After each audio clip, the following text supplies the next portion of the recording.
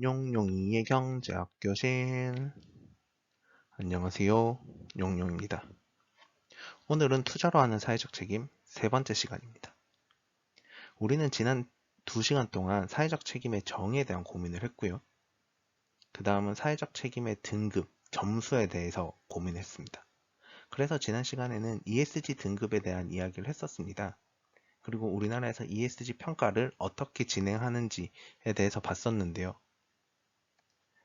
우리나라 평가 기관 중에서 서스틴베스트, 그 다음에 KCGS, 또 후주굿에 대한 이야기를 했었고, 또 말로만 언급했지만 대신경제연구소에 대한 언급도 했었습니다. 그리고 추가적으로 전 세계에 수백 개의 평가 기관들이 존재한다고 합니다. 그렇다면 우리가 그 평가가 모든 기관에서 하는 평가가 같을까라는 고민을 했었고요. 그것은 그렇지 않다라는 결론을 내렸습니다.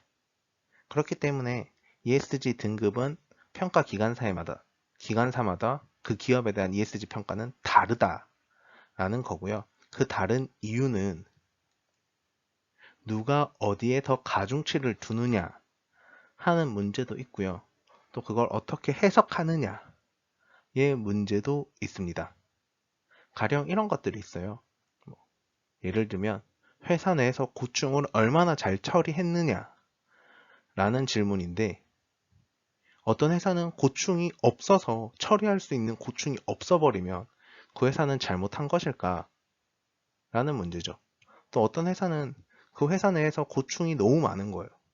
그렇기 때문에 그것들을 처리했는데 어떤 회사는 처리한 건수가 0이고요. 어떤 회사는 처리한 건수가 100개예요. 그러면 어떤 기업이 더 좋은 기업인가 하는 고민은 우리가 직접 해야 한다라는 것이죠. 그렇기 때문에 ESG 등급을 평가하는 기관에서는 그 ESG 평가가 기관마다 다를 수밖에 없다라는 이야기를 하는 것입니다. 그리고 우리나라에서 ESG 평가하는 기관들도 다양하게 있는데요. 그 기관들이 어떻게 평가했는지를 모아둔 사이트가 있습니다. 오늘은 우선 그 사이트에 대해서 소개해 드리도록 하겠습니다.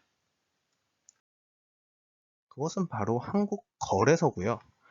한국거래소에서는 현재 기업 지배 구조, 공시 우수 법인이라는 식으로 해서 기업마다 평가 기관마다 기업의 ESG 평가를 한 내용들을 정리해주고 있습니다. 그래서 아래 표를 보시면 첫 번째는 기업명이 나오고요. 그 다음은 KCGS, 지난 시간에 이야기했던 한국기업 지배구조원에 대한 내용이 나오고요. 다음으로 나오는 것은 한국 ESG 연구소입니다. 한국 ESG 연구소가 대신경제연구소에서 나온 ESG 연구소거든요. 그래서 한국 ESG 연구소가 나오고, 그 다음에 무디스, MSCI, S&P 등 이제 다양한 평가 기관들의 ESG 등급을 확인할 수 있습니다. 그래서 한국거래소에서는 최근에 ESG에 대한 관심이 폭발하고 있어요. 그래서 ESG 관련된 부서도 만들어지고 있다고 하고요. 더불어서 ESG 관련된 데이터를 정리해준 사이트도 나오게 되었습니다. 이렇게 다양한 기관들이 평가를 받고 있습니다. ESG에 대한 평가를 받고 있는데요. 이 ESG에 대한 평가는 어떻게 할까라는 고민을 해보면 바로 지속 가능성 보고서에 영향을 받는다라는 것입니다. 우리가 ESG 등급을 평가하는 것 자체가 평가 기관마다 모두 다르기 때문에 그 평가 기관들이 평가한 내용들을 우리는 하나하나 살펴볼 필요가 있고요. 그 살펴볼 내용들은 바로 지속 가능 경영 보고서에 있다라는 이야기입니다. 놀랍게도 지속 가능 경영 보고서도 한국거래소 페이지 내에서 모두 확인할 수 있습니다. 표에서 보시면 기업명이 나오고요. 발행 연도가 나오고, 업종이 나오고, 활용 기준이 나오고, 제3자 검증이 나오고, 보고서를 볼 수 있게끔 되어 있습니다. 여기서 제가 집중할 곳은 바로 활용 기준입니다. 활용 기준에는 G, S, T, U 이렇게 크게 4개의 동그라미가 있습니다. 이 G, S, T, U가 하나하나 나타내는 것은 지속 가능 경영 보고서를 쓰는 과정에서 참고한 가이드라인 혹은 권고안들이 되겠습니다. 그럼 이들에 대해서 하나씩 알아보도록 하겠습니다. 우선 G입니다. G는 GRI 가이드라인을 이야기하고 있습니다. 제가 학부 시절에 GRI 가이드라인, G4 가이드라인을 한번 뜯어본 적이 있거든요. 그래서 G4 가이드라인에 어떤 내용들이 들어있나 이렇게 살펴본 적이 있는데, 최근에는 G4 가이드라인에서 좀 더 업그레이드된 GRI 스탠다드 가이드라인이 나오게 되었습니다. GRI 스탠다드 가이드라인 같은 경우에는 우선 일반 항목을 담는 시리즈가 있고요. 그 다음에는 세부 사항을 담는 시리즈가 있는데, 세부 사항은 크게 3개로 나누어 있습니다. 이 3개는 경제, 환경, 사회 분야로 나뉘어져 있습니다. 이 3가지를 우리는 트리플 바텀 라인이라고 하는데요.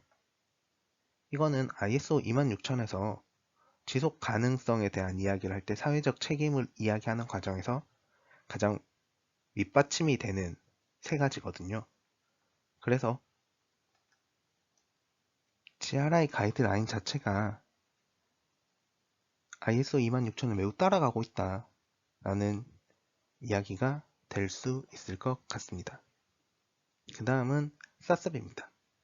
SASB라고 불리는데요. 우리는 SASB는 이제 회계와 관련된 내용들을 담고 있습니다. 그리고 이제 산업부문별 정보 공개 지침과 지속 가능성에 대한 주제로 만들어진 회계 기준이고요. SASB의 특징은 회계와 관련되어 있고, 그 다음에 산업별로 어떤 내용들을 어떻게 담아야 되는지에 대한 지침이 나와 있습니다. 세 번째는 T입니다. T는 TCFD를 말하고요.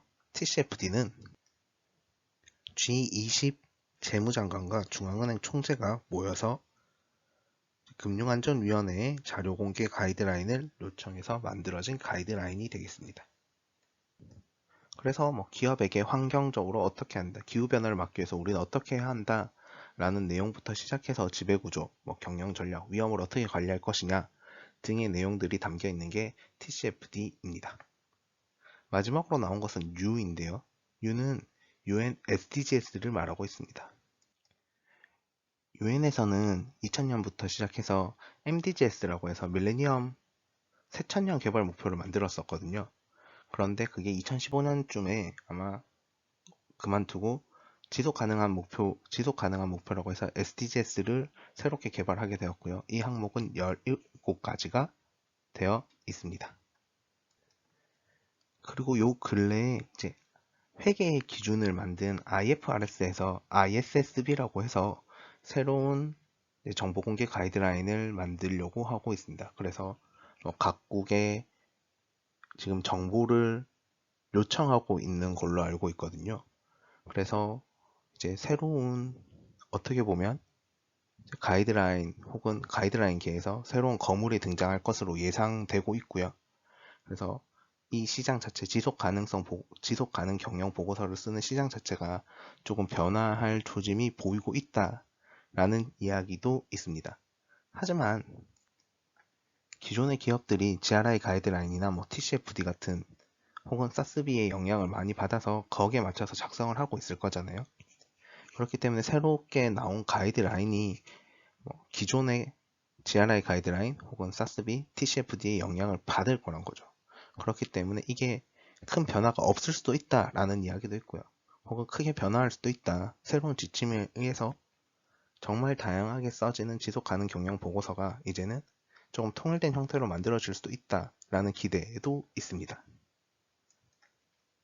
여기서 우리가 주목해야 되는 것은 어떤 가이드라인에 맞춰서 어떻게 보고서가 써지냐는 것도 중요하긴 하지만 정말 다양한 형태의 사회적 책임에 대한 고민이란 것이 있고요. 정말 다양한 형태의 ESG의 실천 방안이란 것이 있게 된다는 사실입니다. 맨 처음에도 이야기했지만 ESG에 대한 그 정의가 매우 애매하기 때문에 그 평가를 하는 과정에서도 어떤 것이 더 중요한지 고민을 하기도 하고요. 또 어떤 문제를 어떻게 해석해야 되는지에 대한 고민도 존재합니다. 누군가는 이걸 하루빨리 통합해야 된다, 사회적인 합의를 통해서 통합해야 된다라고 이야기를 할 수도 있지만 저는 개인적으로 이게 조금은 더 다양해져야 된다고 생각을 하거든요. 우리가 환경을 바라보는 관점이 모두가 같지가 않고 혹은 사회적인 이슈를 다루는 과정에서 모두가 같은 방향으로 본다는 것 자체가 말이 안 된다고 생각을 해요. 그렇기 때문에 조금 더 다양한 관점에서 사회를 바라볼 수 있어야 되고요. 마찬가지로 ESG 요소들도 조금 더 다양한 관점에서 바라볼 수 있어야 된다고 생각합니다. 그렇기 때문에 좀 더 다양한 평가 가이드라인 혹은 지속 가능 경영 보고서를 쓰는 과정에서도 다양한 가이드라인이 존재해야 된다고 생각을 하고요.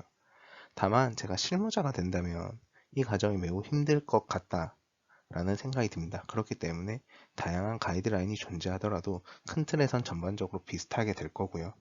그리고 그 안에서 세부적인 내용은 조금씩 다르게 되지 않을까 하는 것이 저의 개인적인 생각이고 저의 개인적인 바람입니다. 질문 있으시면 댓글로 남겨주시고요. 구독과 좋아요는 필수입니다.